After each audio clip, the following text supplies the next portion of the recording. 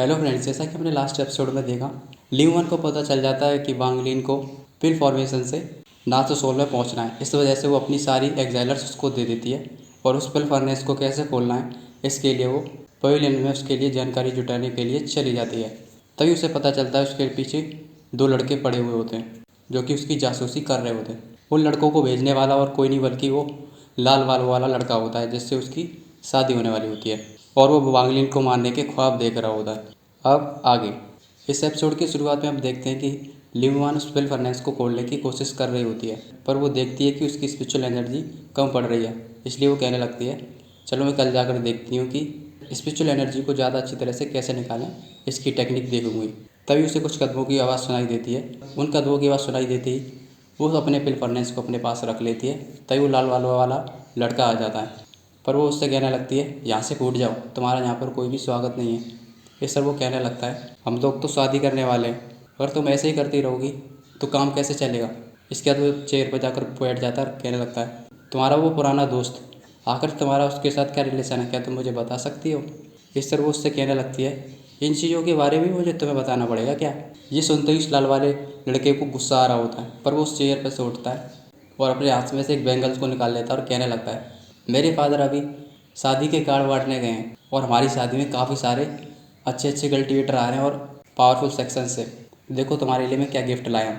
और उस बेंगल को उसके चेहरे के पास लाकर रख देता है, पर लीवान उसको एक नज़र भी नहीं देखती। ये देखकर उसको बहुत गुस्सा आ जाता है और उस बेंगल को पास रख लेता है और कह रहा होता है, मुझे नहीं पता तुम्हें ये पसंद है या नहीं, और ना ही मुझे ये पता है कि तुम मेरे साथ जुड़ना चाहती हो, पर तुम्हें जुड़ना पड़ेगा। इसी के साथ वो वहाँ से निकल जाता है और सभी लोगों से कहने लगता है, जब तक हमारी शादी नहीं हो जाती एल्डर लू यहाँ से निकलने के लिए बैन है। उसकी बात सुनते हुए सभी लोग उसे ग्रीट करते हुए हाँ कर देते हैं। अंदर से मुआ सुन रही होती है, उसे रिकोऑपरेट करने के लिए बिल्कुल मना कर दिया गया है। इधर वागलिन अच्छी तरह से कल्टीवेट कर रहा होता है और उस सभी स्पिरिचुअल एनर्जी को एक पिल कोर बनाने में लग रहा होता है। वहाँ पर सारी स्पिरिचुअल एनर्जी काफ़ी स्पीड से उसके अंदर जा रही होती है और उस पिल कोर को बनाने की कोशिश कर रही होती है। तभी अचानक से वहाँ पर काफ़ी जोर का ब्लास्ट हो जाता है और वांग लिन मुँह से खून फेंक देता है, पर वो रुकता नहीं है। फिर वो दोबारा से बनाना शुरू हो जाता है। इस बार भी दोबारा से वहाँ की सारी स्पिरिचुअल एनर्जी लगातार उसके अंदर घुस रही होती है।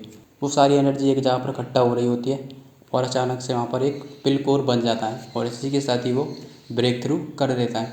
अंदर से शाओ डेविल कह रहा होता है, इस एविल स्टार का लक पता नहीं कैसा है, इसने सिर्फ 1 महीने के अंदर ब्रेक थ्रू कर लिया। तभी अचानक से उसकी कुटिया का गेट खुल जाता है और उसका मास्टर आ जाता है और कहने लगता है, डिसिप्लिन। और वो कह रहा होता है, अच्छा तुम पिल फॉर्मेशन में पहुंच चुके हो।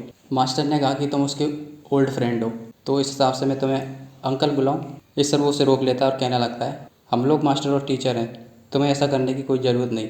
ये सब छोड़ो, मुझे वांगर के बारे में बताओ कि वहाँ पर क्या चल रहा है। इस पर वो कहने लगता है, मास्टर को नानयांग के अंदर बैन करके रख दिया है, जब तक उसकी शादी नहीं हो जाती वो लोग उसको वहाँ से नहीं निकलने देंगे। और इन सब के पीछे वो लाल वालों वाला लड़का है। जिस सुनते ही वांगलिन को गुस्सा आ जाती है तभी वो आदमी अपने पास से स्लेट निकाल कर उसे दे देता है और कह रहा होता है, ये मास्टर ने दिया है। उसके अंदर से लीवान की आवाज़ आ रही होती है, वो कह रही होती है, सीनियर ब्रदर तुम्हें मेरी चिंता करने की कोई भी ज़रूरत नहीं है, मेरी लाइफ यहाँ पर बहुत अच्छी है, पर मैं जो तुम्हारा डोंग का पिल वर्नेस खोलने की कोशिश कर रही हूँ इसमें अभी थोड़ा सा टाइम लगेगा, क्योंकि हमें इसके अंदर काफ़ी ज़्यादा भारी मात्रा में स्पिरिचुअल एनर्जी की ज़रूरत है। पर मुझे लगता है कि यहाँ का जो पिल पवेलियन है, जहाँ पर वो सारे लोग पिल बनाते हैं, वहाँ पर स्पिरिचुअल एनर्जी काफ़ी ज़्यादा अच्छी है। अगर हम लोग वहाँ पर खोलते हैं तो उसकी सहायता से हम इस पिल फर्नेस को अच्छी तरह से खोल सकते हैं, साथ ही में इसके साथ कुछ होगा भी नहीं। तभी उसके सामने का मास्टर कहने लगता है, ये बुद्धा पवेलियन बहुत ही ज़्यादा टीचर्स को लगाकर बनाया गया है, इसको बनाने के लिए कम से कम 4th सेंचुरी लेवल के कल्टीवेटर आए थे और उन्होंने इसको बनाया था। जिसके अंदर 8 पिलर्स लगे हुए हैं, जिसकी मदद से ये टावर काफ़ी अच्छी तरह से चल रहा है और इसी के साथ ही उसको सुरक्षा करने के लिए एक एल्डर को छोड़ रखा है। मुझे डर है कि उसके अंदर जाना बहुत ही ज़्यादा मुश्किल है, पर ये तो इस कहानी का प्रोटोगनिस्ट है, ये थोड़ी रुकेगा।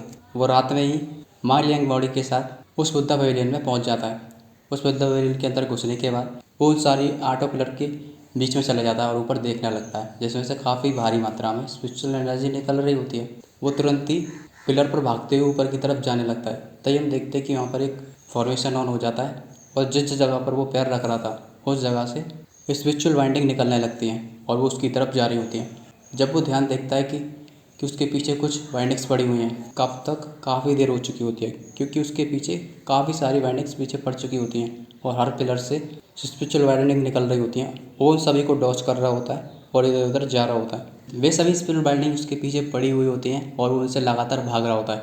पर आखिर में जाकर वो स्पिरिचुअल वाइंडिंग उसको घेर लेती है और एक जगह पर जकड़ कर रख देती है। वांगली उस जगह से बिल्कुल भी हिल नहीं पा रहा होता है। तभी अचानक से उसके ऊपर एक एल्डर आ जाता है जो उस जगह की रक्षा कर रहा था। वो कहने लगता है, बुद्धा पेविलियन में तुम किसी की बिना आज्ञा के यहाँ पर घुस रहे हो, इसकी सज़ा तो सिर्फ मौत है। इसी के साथ ही वो अपने ऊपर से बिल्डिंग किसी को निकाल लेता है और उसके ऊपर फेंकने के लिए तैयार हो जाता है। इधर वांगली सोच रहा होता है, मुझे तो पता ही था ये फर्स्ट लेवल के ये सारे स्पिरिचुअल वाइंडिंग मेरा पीछा करेगी, पर इसीलिए मैंने पहले से ही वहाँ पर फॉर्मेशन छोड़ दिए। अब मैं देखता हूँ कि क्या होता है। और उस आने वाले खतरे को तो बड़े आराम से देख सकती है। और जो ऊपर जो ऑफिशियल है, इसी के साथ ही उसका हमला उसके ऊपर आ रहा होता है। वांगली तुरंत ही उन स्पिरिचुअल वाइंडिंग को कंट्रोल करते हुए उस खतरे को रोकने की कोशिश करता है। ये देखकर वो एल्डर शॉक्ड हो जाता है और कह रहा होता है, आखिर तुम इस स्पिरिचुअल वाइंडिंग को कंट्रोल कैसे कर सकते हो? लगता है मुझे तुम्हें जल्दी से कैद करना होगा।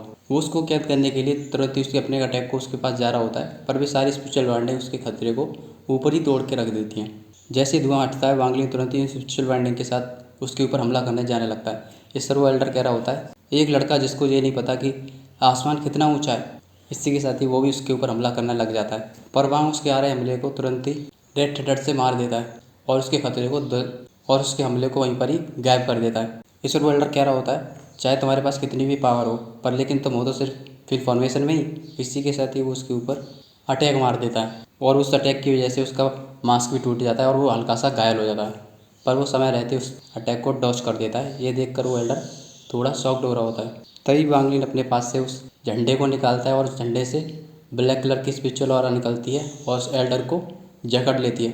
वो एल्डर कह रहा होता है, ये किस तरह का ट्रीजर है? वांगलिन उसे पूरी तरह से उस झंडे के साथ और वहाँ की स्पिरिचुअल वाइंडिंग के साथ उसी जगह पर कैद कर देता है।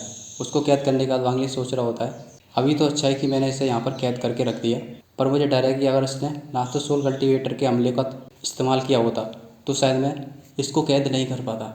इसके बाद वो तुरंत ही उस टेबल लैंप की तरह की चीज़ को अप्रोच करने लगता है और उसके पास पहुंच जाता है। तभी वांगली उस ट्रीपॉड में से एक टालिस्मन को निकाल लेता है।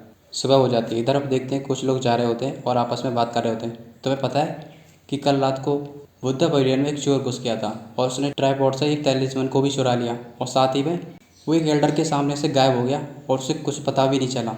इस वजह से हमारे सेक्शन के सभी नाथो सोल कल्टीवेटर अलार्म्ड हो चुके हैं और उस लड़के को ढूंढने के लिए सब लोगों को चेक करने लग रहे हैं। इधर वांगलिन सभी लोगों की बातें सुन रहा होता है। तभी शैडो डेविल कुछ कहने लगता है, मुझे लगता है इस यूनिटी सेक्शन के सारी में लोग झूठ बोलने लग रहे हैं। उन लोगों को लगता है कि मेरा मास्टर सिर्फ पिल फॉर्मेशन में है, पर उन लोगों को क्या पता कि मेरे मास्टर की कॉन्शियसनेस एक्सट्रीम कॉन्शियसनेस है, जो कि उनके एल्डरों से काफ़ी ज़्यादा आगे है। इस वजह से वो मेरे मास्टर को कुछ भी नहीं कर सकते और साथ ही में मुझे लगता है कि वो लोग हमको ढूंढ पाएंगे, ऐसा डिटेक्ट करना भी मुश्किल है। इस मैटर के बाद काफ़ी दिन हो जाते हैं और वहाँ पर एक एल्डर बुद्धा पेविलियन पर काफ़ी सारे पिल फर्नेस को एक्टिवेट कर देता है। वहाँ पर एक मेन कंट्रोल के बीच में काफ़ी ज़्यादा स्पिरिचुअल एनर्जी निकल रही होती है और वो आसान में जाने लगती है। तभी उसके करेक्ट नीचे देखते हैं कि वांगलिन अपने उस सील्ड पिल रिफाइनर को लेकर नीचे बैठा होता है और उसके नीचे से काफ़ी स्पिरिचुअल एनर्जी निकल रही होती है जो कि उसके ऊपर गिर रही होती है। उसके बाद वांगलिन अपनी आंखें खोल लेता है। इस एपिसोड में बस इतना ही। मिलते हैं अगले एपिसोड में।